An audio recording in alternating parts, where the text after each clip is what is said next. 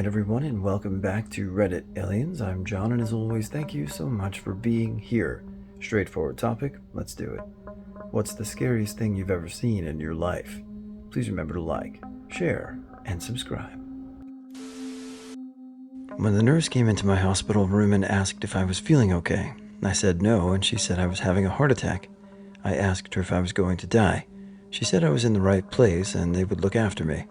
I made peace with dying over the next few minutes, but they saved me. My older brother checking himself into the hospital because he didn't feel great, and then being suddenly transferred to the ICU, put on feeding and breathing tubes, and dying within about a week and a half in the same ICU bed. He had cancer, had been on chemo, and his body reacted poorly to some of the drugs. He had always been so strong and capable, even during chemo. He never let anything keep him down. He was a badass. I think about him every day. Went to a rodeo when I was traveling through Wyoming. During the juniors bull riding event, a teen boy was thrown, landed on his neck wrong, and was trampled while he seized. I was close enough to hear every noise his body made. I was sitting in the first row of the stands. It happened almost directly in front of me. It was horrendous. I remember looking it up after. He survived, but is quadriplegic. Sister slit her wrists in the middle of the night while I visited her at college. My buddy and I were asleep in the next room. She called my mom, who lived far away, to say goodbye, and my mom called 911. I woke up to police and paramedics pounding on the apartment door. I was confused, so I let them in. Found her in her bed, completely covered in blood and barely conscious. Somehow she survived, but I'll never forget seeing those huge pools of blood dripping off of her bed onto the floor. I went to the hospital with her, and my poor buddy stayed back and cleaned up all the blood by himself. Needless to say, we were both scarred after that. I was on vacation in Puerto Vallarta in the early 2000s and saw a parasailer fall to his death after the rope broke and drifted into the side of a building and fell 10 plus stories. The sound of the body hitting pavement and reaction from the onlookers was bad. I will never parasail. My wife dying while I held her screaming at the 911 operator to send help. Watching the paramedics work on her, praying for a heartbeat, seemed like an eternity. Using a defibrillator, they eventually got a heartbeat. The day ended with the doctor telling me she had no brain activity and recommended I take her off life support. I had sleep paralysis once, and it was the most terrified I've ever been. Thought I was awake and just laying on my bed, and there was this dark shadow in one corner of my room. At first, I didn't really notice it. For some reason, once I figured it out was there, I somehow knew it was pure evil. I was staring at the essence of evil, the devil itself. I would be fine as long as it didn't move or notice me. Then, all of a sudden, it starts coming toward me, and I can't move, can't scream, nothing. Felt like I couldn't even breathe, and this dark creature or entity is creeping towards me. I've lived a pretty cushy life thus far, but the first season wildland firefighting, I witnessed someone cut past the holding wood of a tree that they were falling with a chainsaw, and that means the tree could fall any way it wanted. It fell backwards toward him and almost landed on him. The look in his face when he realized what happened still haunts me. I almost saw a coworker get seriously injured or killed. Luckily, he walked without a scratch. But it's burned in my memory, and I'm very hyper-aware around chainsaw operations and falling trees. My dad almost drowning in front of me when I was 10. He fell off the boat, and I was screaming and crying while trying to pull his drunk ass back to the boat, which I somehow successfully did. Only positive outcome of this was when I told my mom. She was pissed off and hit my dad with a frying pan. The first time I ever had a patient code in front of me. Went from chilling in the hallway and walking with physical therapy to collapsing to the floor and dying mid-sentence. Did not get him back. Also, whenever my mom has her episodes of altered mental statuses, she will be a wheel spinning, but the hamster is a dead person. Terrifies me. I had a bit of a rough childhood. I think I was 14 years old. My mom and sister had a fight, and my mom went down to our boathouse. We lived on a lake, and my sister went down to talk to her. I was still inside the house when my sister burst through the door and screamed, "God damn it!" And she was holding the gun my mom was planning to end it with. Thankfully, my mom got help. She's doing great now, but that was one of the most shattering experiences I've had. I love my mom. walking across the Golden Gate Bridge with my wife and young kids. I stepped out onto one of the little platforms they have where you can get a better look. Birds flying all around. Something in the corner of my eye wasn't moving like a bird. Looked in that direction in time to see someone falling. Guy had crawled over the edge and worked his way through the netting under the bridge and jumped. No one else saw him because he was directly under the bridge. I saw the dude hit the water, and the tide quickly carried him seaward. I called 911 and reported it. They kept in touch with me and closed the case about a month later, never having found anyone. They told me that people have reported jumping who are never found. They'll find abandoned cars in the parking lot and may or may not find bodies that can be associated with the car, and that they'll find bodies that never were reported as seen jumping. Kinda made that trip a bummer. Being at the Las Vegas Festival shooting a few years ago, my friends and I, who are in the medical field, stayed up all night. Changed my life completely from that day. I no longer go to crowded places anymore. It's hard to determine the scariest. When I was 10, I saw my friend's house across the street explode due to a gas leak. When I was 12, I was shot at by a guy who was trying to arm my neighbor in the alley behind our house. At 14, I saw a car versus semi head-on collision that resulted in the car's driver being decapitated. When I was 18, I was mugged and stabbed with a screwdriver. When I was 28, I was standing in line at Disney's to pay for my wife's meal when a guy came in, pulled a gun, and robbed the cashier. Yes, I've been diagnosed with PTSD. I'm 29. I've survived 9 years of chemotherapy, 25 years of immunotherapy, 3 rounds of cardiac arrest, a year of paralysis, and a dozen surgeries. My mom is a certified diagnosed narcissist, actually legitimately diagnosed by a clinician. And, well, needless to say, she was verbally, emotionally, and psychologically abusive to the nth degree. All of that pales in comparison to when my soon-to-be ex-husband came this close to choking me 6 months ago. 9 years of his many issues: anger, hoarding, excessive drinking, emotional, verbal, psychological abuse, chronic unemployment, financial irresponsibility. I had never truly genuinely feared for my life until mid-May this year. I had asked him a simple question about gross versus net income for a job offer he had received, and he completely and utterly lost his shit on me. Physically backed me into a corner, spewing utter vitriol in my face, threw his hands toward me, and his fingers got within millimeters of my neck. It was the first time I genuinely felt scared of him, and the first time I genuinely feared for my physical safety. Later that day, while he was out of the house, I packed a bag and boarded an aircraft out of state, 1,000 miles away, and went to go stay with the family for a week. I finally left him for good about 2 months ago.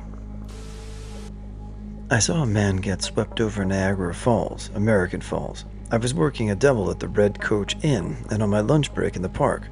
All of a sudden I see 2 park rangers running full speed towards me down the path along the river, but looking at the rapids. I look out and see a man with the most bewildered expression floating around at a brisk clip. He was maybe 20 feet away. His only shot was to grab onto the base of a footbridge to Goat Island. He didn't make it and was swept over the falls to the rocks below. I'll never forget his face or those 2 park rangers. 9/11, undoubtedly. I was living in Houston and working in the medical center. Before the second tower went down, there were armed guards at every single entrance and exit and snipers on the roof of multi-story buildings in downtown. The Port Authority closed the ship canals and many were stranded out in the Gulf. The schools closed down for the day or until further notice. People left work to get their kids, so my boss, VP of Operations, had me create a child care center in our auditorium in the administration building. Some of the admins were asked to read stories to kids or set up DVDs and portable TVs and get some children's coloring books and crayons to keep the kids occupied. Employees said they wouldn't stay at work unless their kids could be close to them all the time. I didn't blame them, and neither did anyone else. We were so scared because for a while we didn't know if the whole nation was under attack or what. And with Houston being a port city, an international city, the fourth largest city in the nation, we didn't know what, if anything, was coming next. I felt so sorry for many of our foreign doctors. A Sikh man was detained because of his turban. Many of the Middle Eastern staff, some of whom have been in the U.S. for decades, reported being accosted, even threatened by their neighbors. Local 911 operators were inundated with calls about suspicious-looking characters and racism and paranoia and epidemic proportions. For me, it wasn't just the attack that the Pentagon and the World Trade Center that was as terrifying as was the mindless knee-jerk reactions by ordinary people who proved themselves to be every bit as dangerous and unpredictable and downright unstable as any bona fide terrorist. Probably when one of my mates and his flatmates got evicted from their flat by their landlord turned up at 11:30 at night with his brother, and all of them were armed with knives. My mate and I just looked at each other, went, "Nope," and we escaped out the kitchen window. LOL. Thankfully, it was a ground floor flat, and yes, we phoned the police. I actually thought, or he was going to get chibbed or made into a human pincushion, LOL. I snuck out one night when I was 15 or 16 to go with friends to an old haunted cemetery a few towns away in a wooded area. We got there and were hyping each other up to get out of the car, and before we did, the car died. Once the car died, we started to hear these weird howling noises from outside. At that point, we changed our minds about the whole thing and kept trying to start the car. The only thing that turned on was the radio, but all the stations were static and high-pitched sounds. The car finally started after 10 minutes, and we got out of there as fast as we could. About 5 minutes into the drive, a deer came out of nowhere, and we hit it going probably 60 miles per hour. The odd thing was, the deer got up and walked away like nothing happened, and the car wasn't damaged. Haven't thought about doing anything remotely related to the paranormal again after that. I was riding the bus when there were two guys in the back talking about pills. I was sitting at the back entrance right in front of the door. The taller of the two guys was swaying and wanted to get off at the next stop. When he got out, he fainted and fell with his head right onto the pavement. Then he got up again, fell over again, and hit his head on the floor again. Only this time, he got his head stuck between the bus and the curb. He had a Rottweiler with him, who growled at everyone who didn't know him, and anyone tried to touch or help him. The sound of this tall dude's head hitting that ground is something I'll never forget. An attempted carjacking in front of my grandma's house when I was a kid. I saw it from start to finish. Thief tried to put away with the driver door open after he threw the owner from the car, but the owner jumped back up and grabbed a hold of the wheel as he was pulling away. Stupid move. The slam-faced into several parked cars on the passenger side as the owner hung 3/4 of the way out of the car, fighting over the wheel with itself. They came a few feet away from running my grandma and I over, who were standing there frozen in fear. They then drove about half a city block completely on the sidewalk, and finally the car got wedged between a tree and the neighbor's front yard fence. The owner got crushed since he was mostly hanging out of the car. Can't remember if he survived. In one of the tallest buildings in Pittsburgh, I was a consultant working with a company there on one of the top floors. As we were on the elevator, one of my teammates thought to attempt to pry the doors open because he thought it would be funny. He thought there were two sets of doors, and that if he pried open, there would be another set of doors on the other side. He didn't realize that one of the set of them were stationary on each floor. We were moving between floors at a pretty brisk pace, and when he pried the door open, you could see the blur of floors whizzing inches away from his face. You'd expect that the elevator would defeat and stop, but it certainly was not instantaneous. Had he just pushed his face a few inches forward, I think I would have seen someone decapitated that day. Do not F with elevators. I mean it. It wasn't even apparent that we were moving. The floors were whizzing by, so. Watching the US healthcare system kill both my parents and then listen as people I grew up with and once respected call and vote for this system as though Jesus approves of them choosing money over people. Ever watch someone's ear rot off? Literally rot off. Nothing but a hole in the head where the ear used to be. It smelled like a rotten body, because it was. As the cancer grew deeper into my father's head, there were periods of heavy bleeding out of nowhere. I'd wake up to my mother screaming for me. The bed, the wall, everything sprayed with blood, and my dad so weak he could hardly sit up. I had changed the sheets because my dad had no choice but to work on a hot roof in the Florida sun. My mom was too sick to work. I was too young. He'd try his best to pretend it was all okay. We barely existed. My mom refused her insulin needles. We couldn't afford the $4 pack of needles until she got infected legs. She bloated cerebrally, and I'm going to read that last paragraph. We're going to start from my mom refused. My mom refused her insulin needles. We couldn't afford the $4 pack of needles until she got infected legs. She bloated terribly because her heart was dying.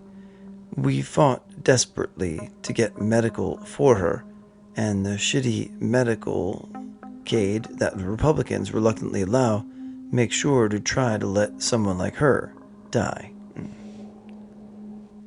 At the very end, when she was being kept alive on machines, we overheard two nurses discussing her. One said, "Well, of course they're keeping Mom's name alive, and why not? It's on our dime." For years, I listened to the See You Next Tuesdays that I grew up with. Pastors, people who went to church 8 days a week, talk about how lazy, good-for-nothing people were stealing their tax money.